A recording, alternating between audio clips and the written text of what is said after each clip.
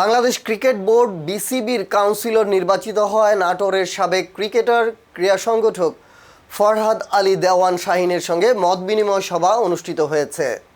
শনিবার 23 মে নাটোর জেলা স্টেডিয়ামে আম্পায়ার ও স্কোরার্স অ্যাসোসিয়েশনের উদ্যোগে সভা অনুষ্ঠিত হয়। এতে বক্তারা বলেন, ফরহাদ আলী দেওয়ান শাহিন বিসিবি কাউন্সিলর নির্বাচিত হওয়ায় নাটোরের ক্রীড়াঙ্গনে নতুন সম্ভাবনা সৃষ্টি হয়েছে। তার নেতৃত্বে জেলার ক্রিকেটের উন্নয়ন আরও এগিয়ে যাবে বলে আশা প্রকাশ করেন তারা।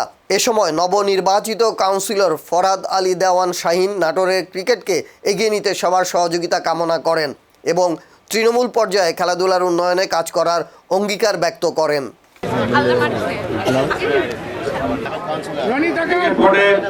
বিশিষ্ট কোচ মোস্তাফিজুর রহমান টুলু, খেলার পর যারা ক্ষতিগ্রস্ত হয়েছে বা যারা অসুস্থ হয়েছে এবং তাদের পাশে আমরা দাঁড়াতে পারি এবং তাদেরকে আমরা সার্বিকভাবে সহযোগিতা করতে পারি, তাদের পরিবারের পাশে দাঁড়াতে পারি। ধরা হয় যাতে আমাদের রিপ্রেজেন্টেশন আগামী দিনের জন্য ঢাকাতে আমরা বাংলা ক্রিকেট লিগ বা অন্যান্য যে কোনো টুর্নামেন্ট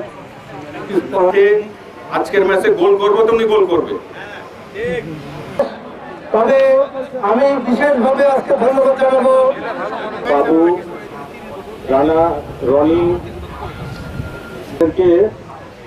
রজনীগন্ধার স্টিক দিয়ে তাদেরকে বরণ করে নেবেন প্লিজ। যারা সাবেক ক্রিকেট খেলোয়াড়